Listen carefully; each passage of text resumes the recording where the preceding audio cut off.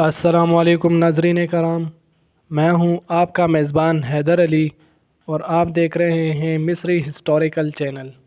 ناظرین، آپ میڈوسا کو تو جانتے ہی ہوں گے، جس کے بال نہیں سامتے اور اس کے آنکھوں میں دیکھتے ہی کوئی بھی پتھر بن جاتا تھا۔ ہاں، وہی جس کو کریٹوس نے مار دیا تھا اور اس کا سر الگ کر کے اس کے سر کو استعمال کر کے کسی کو بھی پتھر بناتا تھا۔ ناظرین کرام، میڈوسا ہمیشہ سے ہی گریک میتھولوجی کی ایک بدصورت مخلوق تھی۔ اگر آپ گریک میتھولوجی نہیں جانتے تو میں آپ کو بتاتا چلوں کہ گریک میتھولوجی بہت سالوں سے گریس کا ایک مذہب تھا، جس میں الگ الگ خدا یعنی دیوتا تھے، اور ان میں سب سے بڑا دیوتا زیوس تھا۔ ناظرین کرام، میڈوسا ہمیشہ سے ہی ایسی نہیں تھی، وہ انتہائی ایک خوبصورت لڑکی تھی۔ وہ سورکس اور سیٹا کی بیٹی تھی، جو ناقابل یقین خوبصورتی کے ساتھ پیدا ہوئی تھی۔ میڈوسا کی خوبصورتی اتنی زیادہ تھی کہ لوگ اس کا حسن دیکھنے کے لیے ترس جاتے تھے۔ میڈوسا ٹیلی ایٹینا کی بہت بڑی پیروکار تھی اور وہ ٹیلی ایٹینا کی مندر کی پادری بھی تھی۔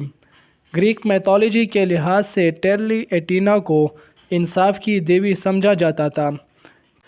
ٹیلی ایٹینا کے مندر میں پادری ہونے کی بہت بڑی شرط تھی، اور وہ شرط یہ تھی کہ میڈوسا کو ہمیشہ پاک بن کر رہنا ہوگا۔ اس کو کسی بھی مرد کے ساتھ کسی قسم کا تعلق رکھنے کی اجازت نہیں ہوتی، اور میڈوسا بھی اس شرط پر پوری اتری۔ میڈوسا کا حسن دیکھ کر ہزاروں لوگ ٹیلی ایٹینا کے مندر میں آتے تھے، اور لوگوں کا ماننا تھا کہ اس کے بال ایٹینا جیسے ہیں اور میڈوسا اس سے بھی زیادہ خوبصورت ہیں۔ اس سب کے بعد ایٹینا میڈوسا سے جلنا شروع ہو گئی۔ ایک دن پوسائیڈن نے میڈوسا کو سمندر کے کنارے دیکھ لیا اور اس کی خوبصورتی دیکھ کر حیران ہو گیا۔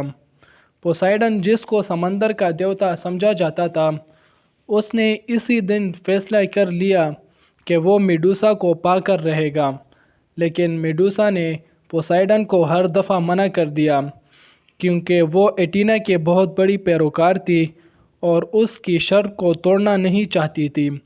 مسلسل انکار کے بعد پوسائیڈن کو بہت غصہ آیا اور اس نے فیصلہ کیا کہ وہ اب میڈوسا کو زبردستی حاصل کرے گا۔ پوسائیڈن میڈوسا سے ملنے کے لیے ایک بار پھر آیا۔ میڈوسا کو سمجھنے میں دیر نہ لگی کہ وہ کیا کرنے والا ہے، اور وہ ایٹینا کے مندر کی طرف اپنی عزت بچانے کے لیے بھاگی، یہ سوچ کر کہ ایٹینا اسے بچائے گی۔ اس رات اس کی حفاظت کسی نے نہ کی، اور پوسائیڈن اپنے مقصد میں کامیاب ہوا۔